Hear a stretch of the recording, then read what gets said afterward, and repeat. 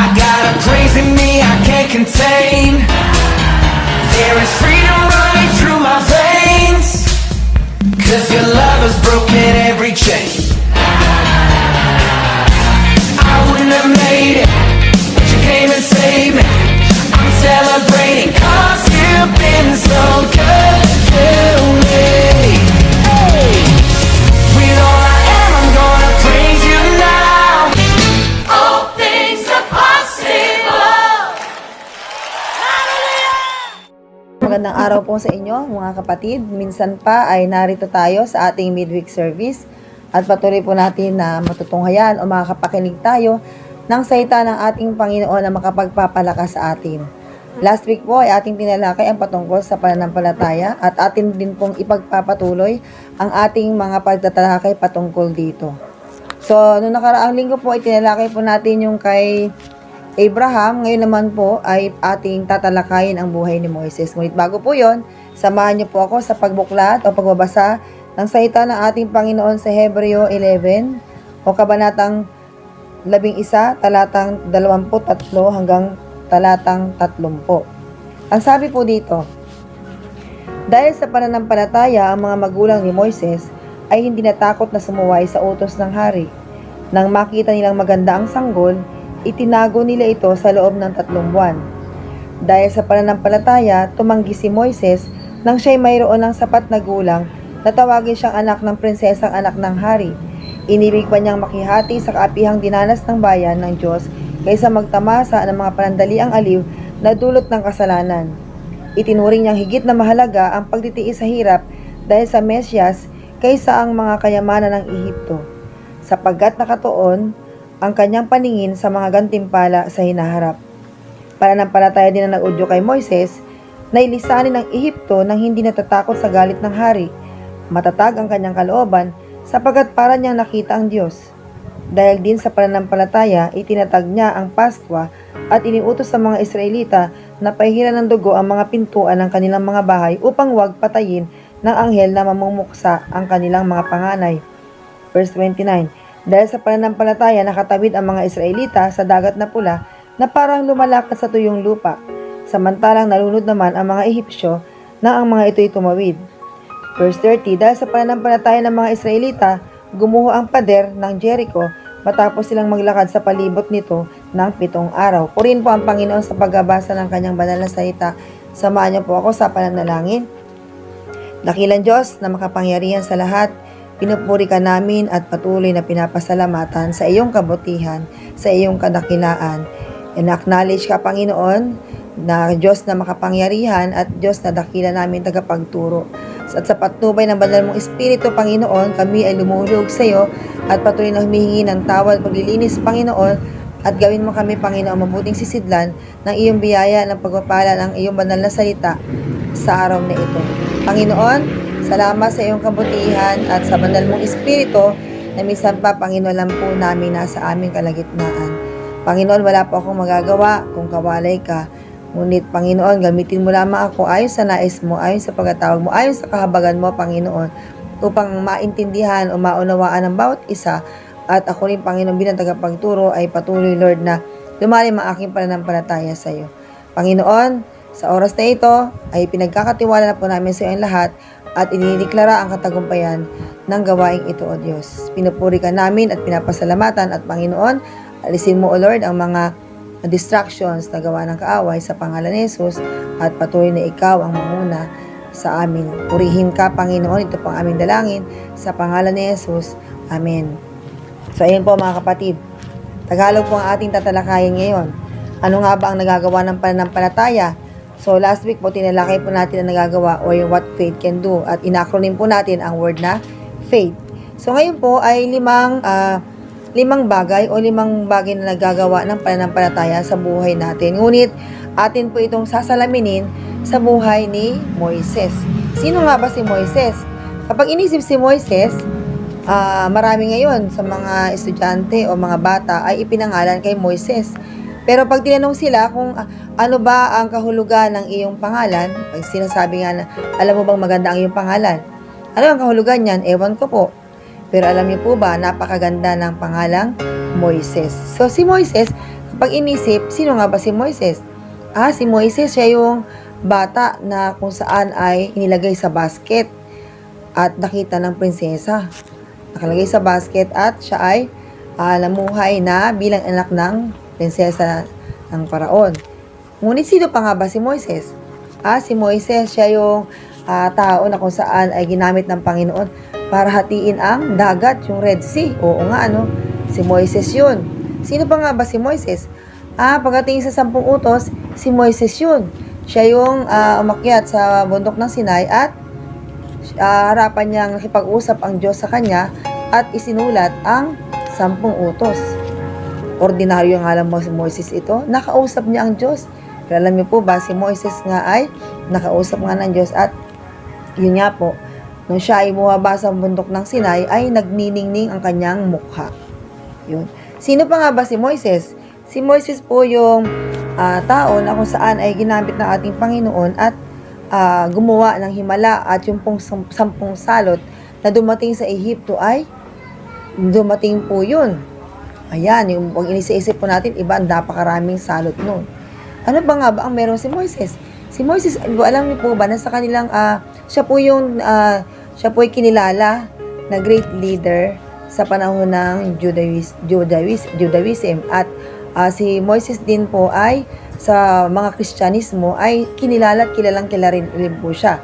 Sapagkat siya ang sumulat dun sa Pentateuch o yung mula sa Genesis, Exodus, Leviticus, Numbers, and Deuteronomy. 5 libro.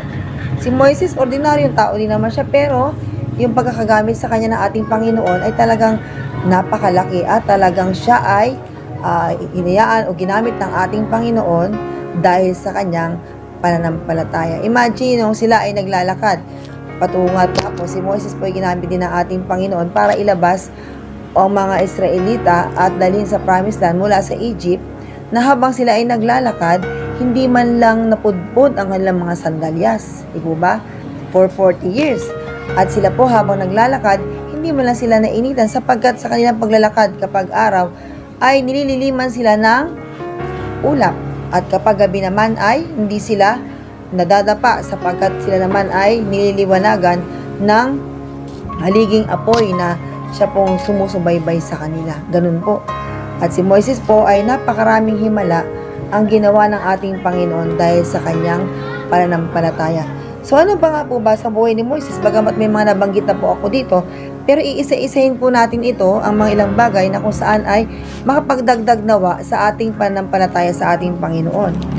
Una po, pag may sabi nga po di ba sa Hebreo 11:1 na kung saan tayo may pananampalataya, kung tayo nananalig sa mga bagay kahit hindi pa natin ito nakikita. So, yun po. At dito po sa buhay po ni Moises, ano nga ba nagagawa ng pananampalataya at nagawa ng pananampalataya sa kanya? Una, sabi po sa verse 23, at ito po ay ilagyan ko po number 1 na kapag ikaw ay pananampalataya, nawawala ang takot sa puso mo. Number 1, sabi po sa verse 23, dahil sa pananampalataya, ang mga magulang ni Moises ay hindi natakot na sumuway sa utos ng hari. Nang makita nilang maganda ang sanggol, itinago nila ito sa loob ng 3 buwan. Ang napakaganda po dito, si Moises po, hindi siya nagkaroon lang basta ng pananampalataya. Ang pananampalataya po ni Moises ay nakuha niya sa kanyang mga magulang. Sapagkat nung pong siya ay bata pa, dahil nga po ang mga Israelita doon po sa Egypt ay parami ng parami, ganun lang ang takot ng Paraon na sila ay masakop na ng mga Israelita sapagkat sila ay parami ng parami. Kaya't anong naging utos ng Paraon sa mga hilot? Patayin ang mga ipinapanganak na bata, lalo na ang mga batang lalaki, ang mga babae ay buhayin. Ngunit dahil sa takot po ng mga hilot na ito, dahil sila rin ay isang Hebrea, ay hindi po nila yun ginawa. Kaya parami pa rin po ng parami. At si Moises po ay isa sa mga ipinanganak na kung saan itinago po sa loob ng 3 buwan. Kung saan ay makikita po natin doon na nung hindi na po siya kayang itago dahil siya ay lumalaki na, ang ginawa ng kanyang mga magulang ay inilagay siya sa isang basket at yung basket po na yun ay inilagay doon sa ilog na kung saan ay ang prinsesa ay doon naliligo at pinabantayan yun sa kanyang kapatid na si Miriam. Napakagandang senaryo sapagkat nung nakita ito ng prinsesa, dahil sa pananampalataya ng mga magulang na ang batang ito ay may purpose sa harapan ng ating Panginoon. Nung makita po yun ng prinsesa, yun po ay kanyang ipinahanap ng tagapag-alaga. At nung ito po yung lumaki na, dinala na ng ina, ang naging tagapag-alaga, napakaganda pa rin, di po ba? Sapagkat ang naging tagapag-alaga na kinuha ni Miriam ay kanyang ina rin, di ba? So, dun po, dahil sa pananampalataya, ang kanyang mga magulang ay talagang nakagawa. Yung takot, hindi nila ginawa na maipapatay ang kanyang anak, kundi binuhay nila iyon. Bukod sa maganda ang bata, ay binuhay nila iyon dahil may layunin ang ating Panginoon sa buhay po ng batang si Moises. Maaring sila nung panahon yun, hindi nila alam kung anong plano at layunin, pero napakaganda ay ang Diyos po ay gumawa. Sa buhay po ni Moises, ito po yung isang kanta na lagi ko po natatandaan, yung God will make a way. Sapagkat napakaraming kaparaanan na gumawa ang Diyos sa buhay po ni Moises. Yun po, kapag tayo may pananampalataya, nawawala ang ating takot. Nawawala ang takot. Ano ba mga bagay na kinatatakutan ng tao? Ako po nung bata pa, takot ako sa multo. Diba? Tsaka nakakapanaginip ako ng mga, yun nga, lagi nababangungon. Pero ako pinakilala sa Panginoon, yun ang unang nawala sa akin. Kaya nakita ko po doon na kapag talaga pala tayo ay nasa Panginoon, yun nga, ang Diyos ay sumasa atin, dahil lagi natin kasama ang Diyos, wala po tayong dapat na ikatakot. So yun po, nawawala ang takot. May takot ka pa ba ngayon? Anong takot mo? Nawawala ang takot mo rin sa mga pangangailangan sapagkat alam po natin, God is the God who provides everything. Sa tao, sabi nga di po ba sa banal na salita ng ating Panginoon, ay wag po tayong matakot sa mga hindi naman pumapatay ng kaluluwa o yung sinasabi po natin, wag po tayong matakot sa multo o sa anumang mga bagay o espiritu. Matakot po tayo sa buhay sapagkat ang buhay ay pwedeng pumatay. Pero ayun nga, ang buhay din hindi naman dapat natin tayong daig din ng takot kapag nasa atin po ang ating Panginoon sapagkat kung tayo po ay nasa katwiran din, ano ang dapat nating ikatakot? So yun po, nawawala ang ating takot kung tayo po ay may kung tayo po ay may pananampalataya sa ating Panginoon. Dito naman po sa pangalawa, ano po nagagawa ng pananampalataya? Sabi po sa verse 24 to 26, basahin ko po. Dahil sa pananampalataya, tumanggi si Moises na siya ay mayroon ng sapat na gulang na tawagin siyang anak ng prinsesang anak ng hari. Iniibig pa niyang makihati sa kaapihang dinanas ng bayan ng Diyos kaysa magtamasa ng mga panandaliang aliw na dulot ng kasalanan. Itinuring niya higit na mahalaga ang pagtitiis sa hirap dahil sa Mesyas kaysa ang mga kayamanan ng Ehipto sapagkat nakatuon ang kanyang paningin sa mga gantimpala sa hinaharap. Kapag tayo po may pananampalataya, kaya nating tiisin ang hirap. Kaya po nating tiisin ang hirap.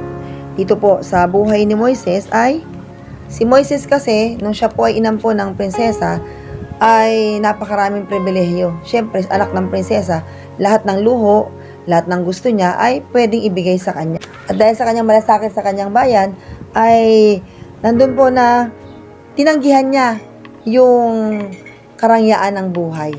Nasalip na ang kanyang buhay o ang kanyang mga nakagawian. Hanggang sa siya lumaki, ay iniwan po niya yun.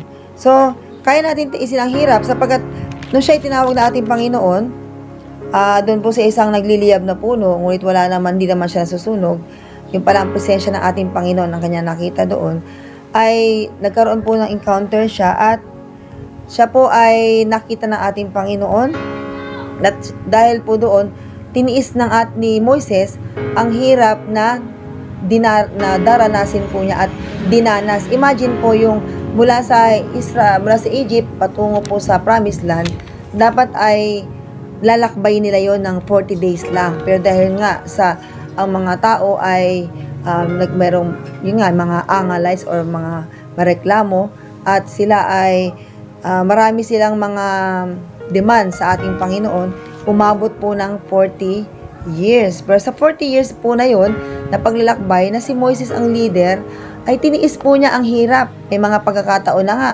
na ang mga ito ay sabi ng Panginoon ay gugunawin na niya or yung papatayin na niya. Pero si Moises po ay isa ring kakilala sa pagiging intercessor na namagitan po siya sa mga ito sapagkat sabi nga po niya kung buburahin ang kanilang mga pangalan ay burahin na rin ang kanyang pangalan sa aklat ng buhay. So yun po, napakaraming pagtitiis ni Moises na kung saan dun sa kanila pong paglalakbay ay wala pong yung makakain po. Imagine pati pagkain ng anghel ay ibinigay ng ating Panginoon para kainin nila.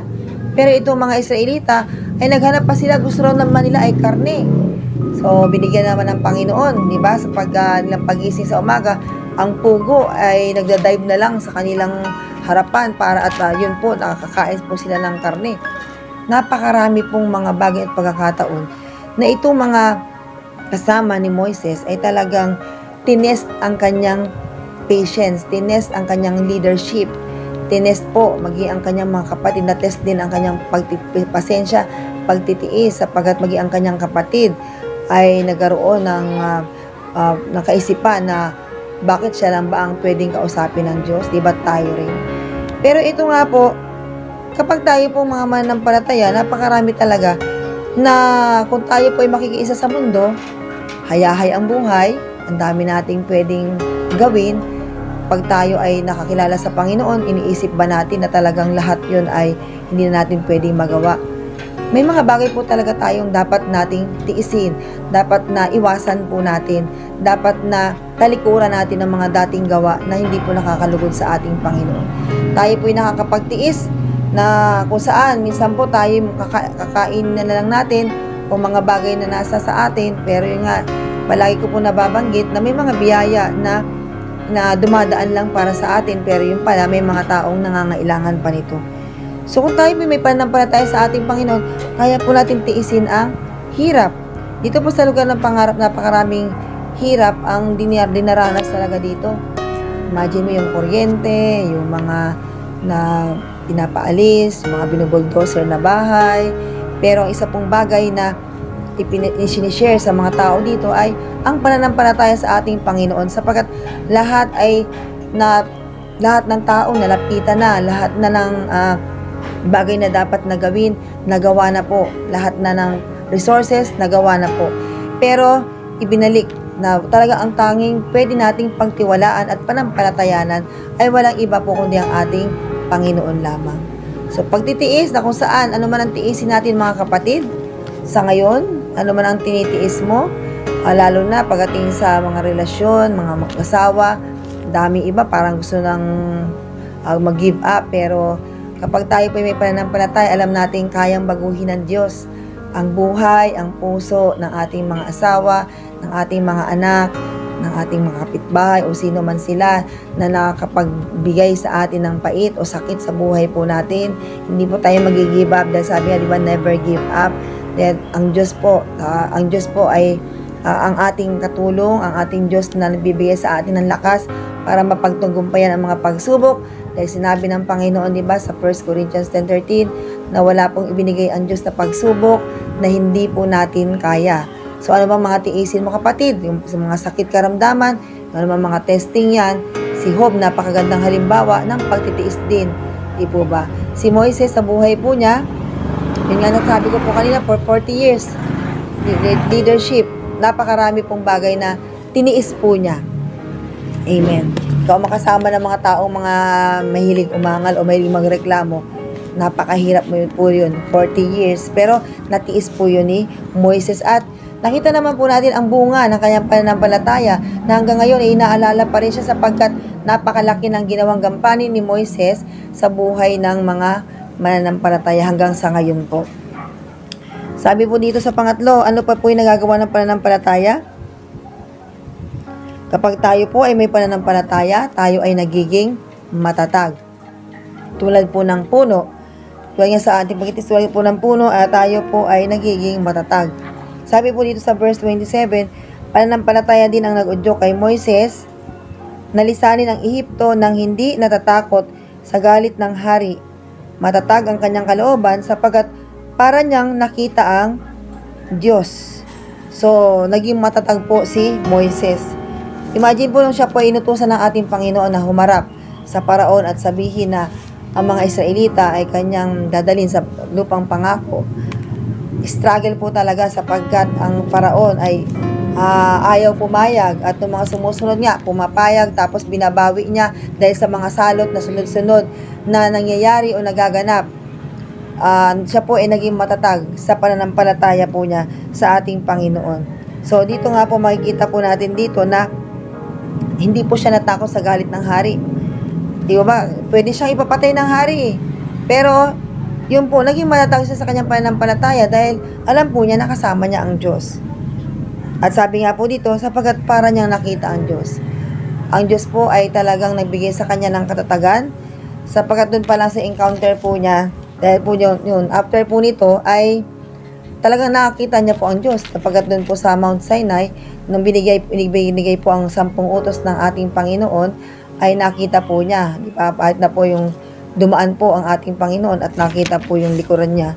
At nung si Moises nga, isang pagkakataon, isang patunay na ang Panginoon ay nakita niya talaga at nag-ausap sila ng ating Panginoon. Nung bumaba po siya sa bundok ng Sinai, ay nagliliwanag o nagniningning ang kanyang mukha. So yun po, katatagan. Sa buhay po ng mga mananampalataya, napakaganda po at ito pinapakahalaga na tayo maging matatag. Katulad ng puno. Kapag tayo, ang puno, syempre kisimula sa maaring buto or sabi mong halaman na kung saan itinanim.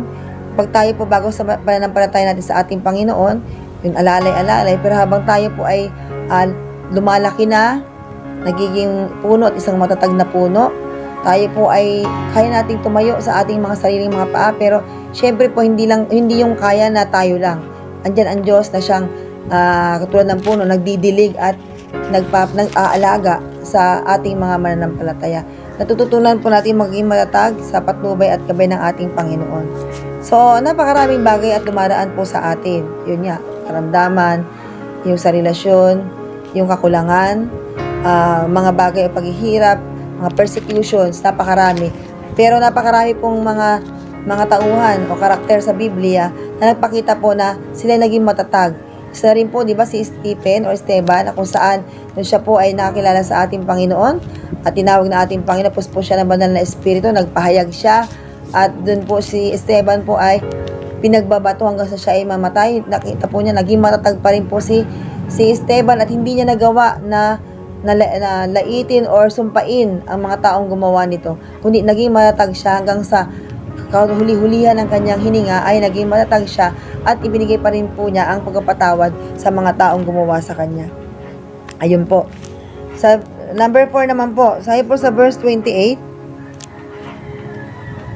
dahil din sa pananampalataya, itinatag niya ang Pasko at iniutos sa mga Israelita na pahiran ng dugo ang pintuan ng kanilang mga bahay upang wag patayin ng anghel na mamumuksa ang kanilang mga panganay. So kapag tayo po ay may pananampalataya sa ating Panginoon, kaya nating gawin ang tama. Kaya nating gawin ang tama at harapin kahit sino mang tao. So ito po yung uling pagkakataon sa 10 salot, pang 10 salot, na kung saan ang sabi ng Panginoon, kapag hindi pinayagan ang mga Israelita na sila po ay umalis dun po sa Egypt, ay mamamatay ang mga panganay. At ito nga po, ang ginawa po dito, sila po ay, yun nga po yung Pasko na ito, na kung saan bawat mga pamilya ay pinatay po nila, nagkatay po sila at yung mga dugo na inilagay doon po sa hamba ng pinto, na kung sino man po na may mga dugo sa kanilang hamba ng pinto ay hindi mamamatay ang kanilang mga panganay. At ang nangyari po sa Egypt ay namatay po ang kanilang mga panganay, maging ang panganay ng Paraon. Kaya nasabi po niya, sige na, umalis na kayo. At ito na nga po, na kung saan ay ito po ang nangyari dito, na kung saan ginawa niya ang tama at hinarap niya ang Paraon at sila ay umalis na nga po dito. So kung tayo po ay mayroon pong pananampalataya sa ating Panginoon, ano man yung mga bagay na iniutos ng ating Panginoon, ay kaya nating gawin. Yun nga po, di ba nabanggit din sa una, nawawala ang takot. Kaya nating harapin kung sino mang tao ang nakapaligid sa atin, kung sino mang kaharap po natin. Sapagkat ang Diyos po ang ating kasama sa bawat mga katulad niya, bawat pagharap ni Moises sa Paraon, ang Diyos po ang kanyang kasama. So, ito po yung pagkakataon na nakita po ni Moises yung himala ng ating Panginoon. Kasi kung wala po siyang pananampalataya, ay gagawin pa po ba niya yun? O maaaring baka mapahiya siya sa mga Israelita pag kapag ginawa po niya yon at hindi nangyari. Pero dahil po may pananampalataya si Moises, matatag ang kanyang pananampalataya sa ating Panginoon, ginawa po niya kung ano yung tama at sinunod po niya kung ano yung tama na iniutos sa kanya ng ating Panginoon at nangyari na nga po ito. Dahil po dito ay sila po ay inilabas na nga sa Ehipto at nakita po natin dito kung paano po yung pangyayari. Kung babasahin po natin ito na nagbago ng isip ang Paraon at sila po ay pinasundan hanggang sa na-corner po sila sa Red Sea, na-corner sila doon. Anong sabi muli ng mga tao? Moises, dinala mo ba kami dito para lang dito patayin? Pero alam niyo po, nung siya ay manalangin sa ating Panginoon, anong sabi ng Panginoon? Iunat mo yung mga kamay at ituon doon sa dagat at sa isang igla po ay nahati ang dagat. Di po ba? Pag ginawa po natin ang tama dahil sa ating pananampalataya, kaya po nang gumawa ng himala ng Diyos sa buhay po natin. Kaya pong gumawa ng Diyos ng mga bagay na kamangha-mangha na maging tayo minsan ay namamanga. Imagine nangyari ito, di po ba? Kahit ng mga sakit karamdaman, kayang-kaya ng Diyos yan. Basta gawin mo lang natin po ang tama at wag po tayong magrereklamo sa harap ng ating Panginoon. Sa number 5 naman po, sa panghuli na kung saan, ano nagagawa ng pananampalataya? Kapag tayo po may pananampalataya, tayo ay mananagumpay. Yun po ang napakaganda. Tayo ay mananagumpay, hindi po tayo talunan. Sabi po sa verse 29 hanggang 30, dahil sa pananampalataya, nakatawid ang mga Israelita sa dagat na pula na parang lumalakad sa tuyong lupa. Samantalang nalunod naman ang mga Ehipsyo na ang mga ito'y tumawid. Dahil sa pananampalataya ng mga Israelita, gumuho ang pader ng Jericho matapos silang maglakad sa palibot nito ng 7 araw. Imagine po, no? Kapag tayo may pananampalataya, tayo ay mananagumpay. Ang imposible ay nagiging posible. Di po ba?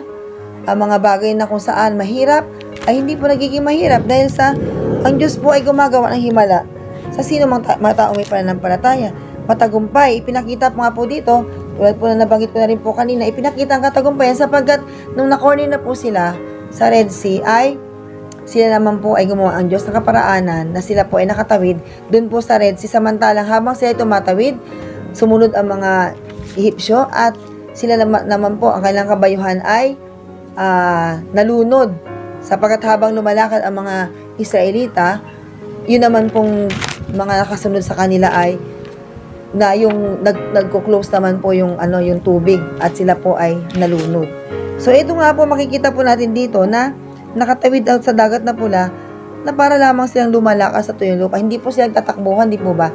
Para lang silang lumalakad. Ganun po yung kanilang yung pananampalataya na na-amaze sila o namangha po sila sa ginawa ng ating Panginoon.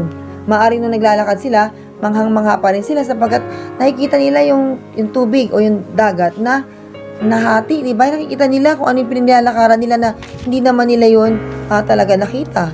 So, ito po, nagiging matagumpay. At nung sila po ay nandun na sa promised land, yung pong pader, di ba?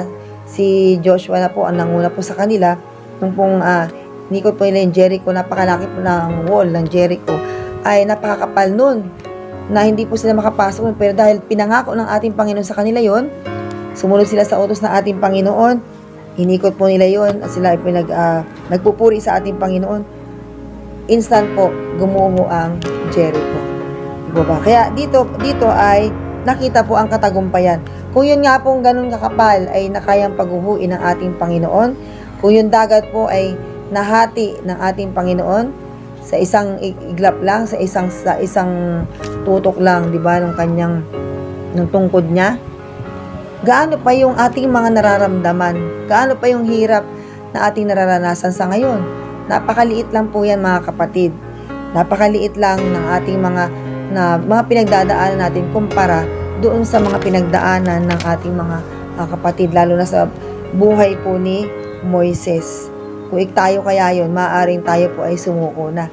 Kaya tayo po ay mananagumpay dahil ang Diyos po natin ay mananagumpay. Ang Panginoong Jesucristo po, siya po ay napako sa krus ng Kalbaryo. Maaari natawa or natuwa si Satanas, pero nung siya po ay namatay at siya po ay nabuhay pagkatapos ng 3 araw, ay ipinakita po ng Diyos na siya ay isang mananagumpay. Hindi po kaagad siya umakyat sa langit, kundi nag-stay dito 40 days, diba, sa lupa. At ipinakita po niya talaga yung na siya ay Diyos na makapangyarihan sa lahat.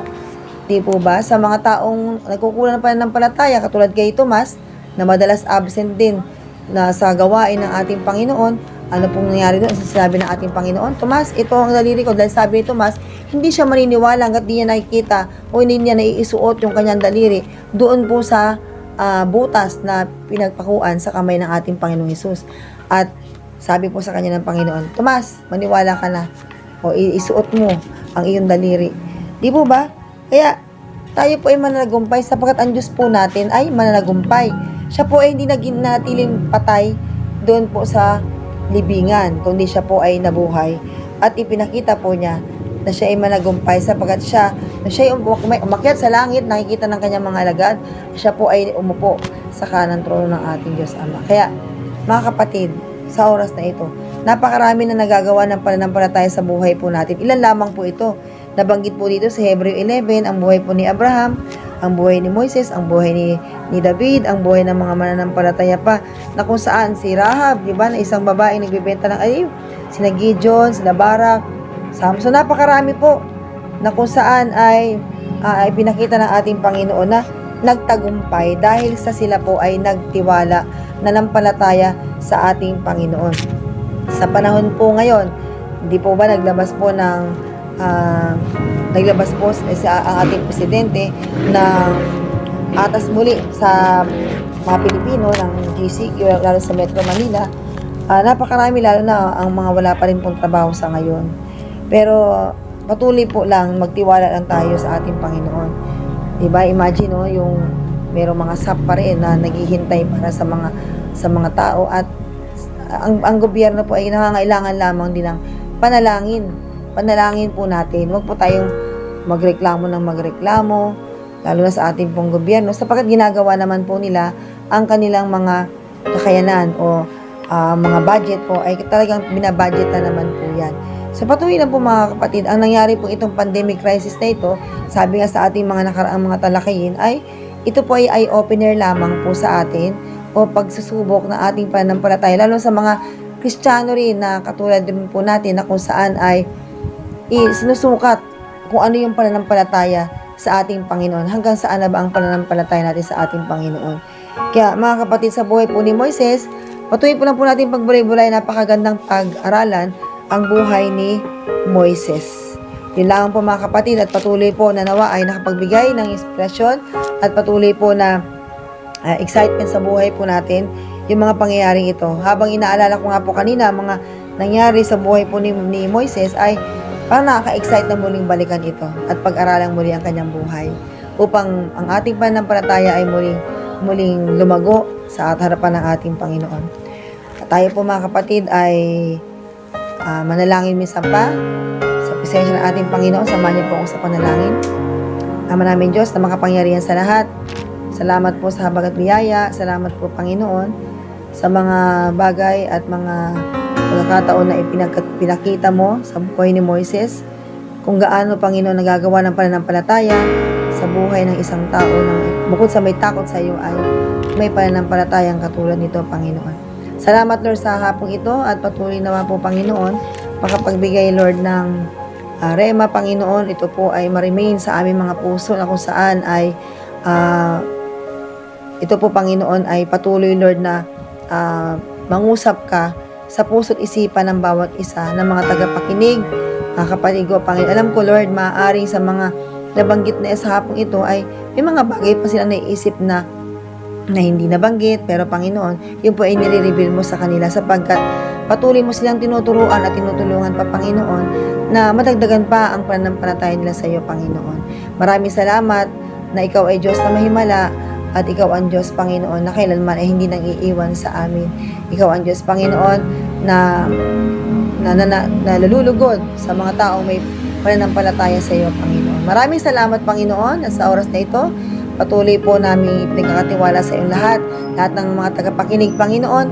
Aming kahilingan, Lord, dagdagan mo ang kanilang pananampalataya, mga may sakit, idampi mo pagpalang kamay mo sa kanila, Panginoon, at dumaloy ang kapangyarihan mula sa iyo, mula ulo hanggang paa niya, Panginoon, at ang kompletong kagalingan at himala ay matanggap po niya sa kanyang buhay. Lahat ng mga nangangailangan, lahat po, Panginoon, ang may mga problema o relasyon, Panginoon, sa kanila, Panginoon, yung mga pag-aaral, Panginoon, we're praying, Lord, mga magulang, O Diyos, patuloy mo silang pangunahan at samahan sa kanila, Panginoong mga buhay na kung saan kinakaharap.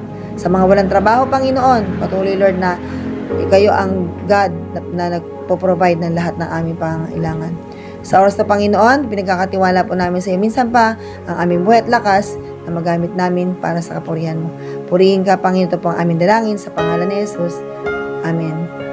Para po sa ating mga announcement, mga kapatid, patuloy po sa Sunday po, noong nakaraang mga 2 Sundays ay nagkaroon po tayo ng dry run, at sa Sunday po ay iniimbitahan po ang 18 years old na po pataas. Medyo binaba po natin sapagkat niya po medyo pwede na po siya 18 hanggang 60. Pero po yung senior naman po na mga wala naman pong problema sa kanilang mga kalusugan ay pwede rin po. Yun lamang po, hindi po tayo basta-basta makakadalo sa ating bahay-sambahan ng diretso. Kinakailangan po na magpa-register po tayo. I-PM mo lamang po ako, i-text nyo lang po ako para po sa atin pong pagpapalista o pagtatala upang maiayos po natin yung mga pwede maka-attend sa first service, sa second service. Mayroon na po nagpa-reserve, mga 4 na po yung nagpa-reserve para sa first service, at ito po ay tig sa 10 po lamang sa bawat service, maliban po doon sa mga frontliners po natin. Nawa ay, kung gusto po yung mas maaga, mag-message na po kayo para mailista na po kayo. At kung sa second service naman po, ay pwede rin po kayo magpalista na. So, yun lang po, at may Bible study rin po sa bahay ni Nanay Saling ng 4 o'clock sa Sunday. At yung ating pong Dawn Watch ay patuloy pa rin po nating sinasagawa tuwing 5 o'clock ng umaga. At ang nakakatuwa po, hindi lamang po mga tagapangarap ang ating nakakasama, kundi ating mga kapatiran mula sa iba't ibang Biasham churches. At yun din po, meron po tayong Bible study ng feeding. Medyo may adjustment lang po sa oras sapagkat yung ating pong connection ay signal ay nagkakaroon po ng problema. At sa kababaihan naman po tuwing Thursday, feeding po tuwing Tuesday. Yun po yung mga ilang announcement, at patuloy po nating i-like, i-subscribe po ang ating pong YouTube channel na kung saan po, at ang Facebook ay kung saan po ay patuloy po natin itong i-follow sapagkat mas marami po ang pwede natin, lalo po i-share po natin sa mga preaching po ng Sunday service, pwede rin po mapanood po sa YouTube o sa Facebook. So, yun po, at patuloy po mga kapatid, tayo po ay patuloy na magpalakasan ng ating pananampalataya, at maging ang social media ay gamitin po natin para maabot ang ating mga kapatiran. Tuwing Sunday din po ang mga kabataan, meron din po silang online na youth fellowship tuwing 2 o'clock po ng hapon. Mga kabataan, magsama-sama po para po mas masaya.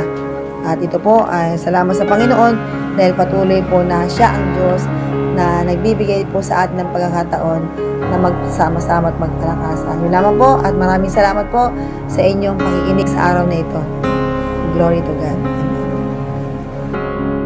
Hello mga kapatid, alam kong na-miss nyo na ang church at ang mga kapatiran, pero bago ang lahat, meron muna tayong mga dapat sundin upang mapanatili ang disiplina sa loob ng ating simbahan. Panoorin natin to. 10 steps to follow inside the church. Step 1. No mask, no entry. Siguraduhin sa pagpasok sa ating simbahan ay nakasuot kayo ng face mask o face shield kung meron man, at huwag kalimutang umapak sa basang basahan. Step 2. Scanning your temperature. Huminto upang kunin ang iyong temperatura. Step 3. Disinfect with alcohol. Pagkatapos kunin ang iyong temperatura, ay hayaan mong isprayan ang iyong kamay ng alcohol upang mapanatili ang kalinisan. Step 4. Getting your information. Pumunta sa ushering table upang ma-check ang iyong pangalan sa schedule list. At pagkatapos, fill up pa ng papel ng iyong pangalan, contact number, at temperature.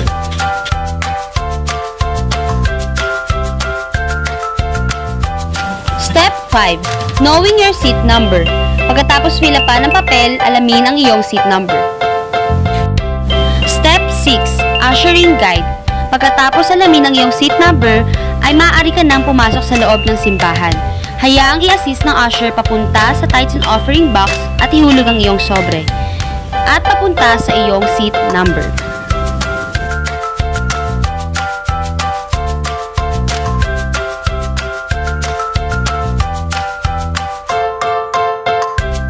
Step 7.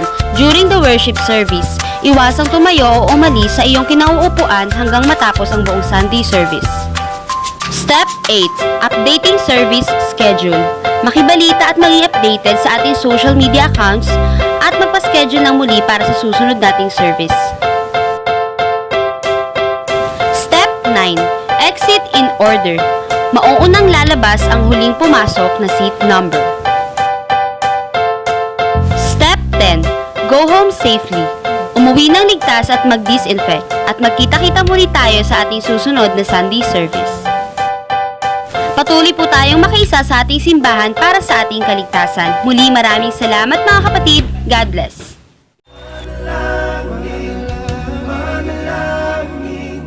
Manalangin, matatapos din manalangin, manalangin, manalangin, matatapos din ang dilim. Manalangin, manalangin, manalangin, matatapos din ang dilim. Manalangin, manalangin, manalangin, matatapos din ang dilim. Hanggat may nakikinig sa panalangin, di mawawala ang pag-asa natin. Ikaw at ako, babangon tayo. Sama-sama lahat ay susulong. Basta't tayo'y magtutulong-tulong. Lilipas din, matatapos din ang dilim. Lilipas din, matatapos din ang dilim. Lilipas din, matatapos din ang dilim.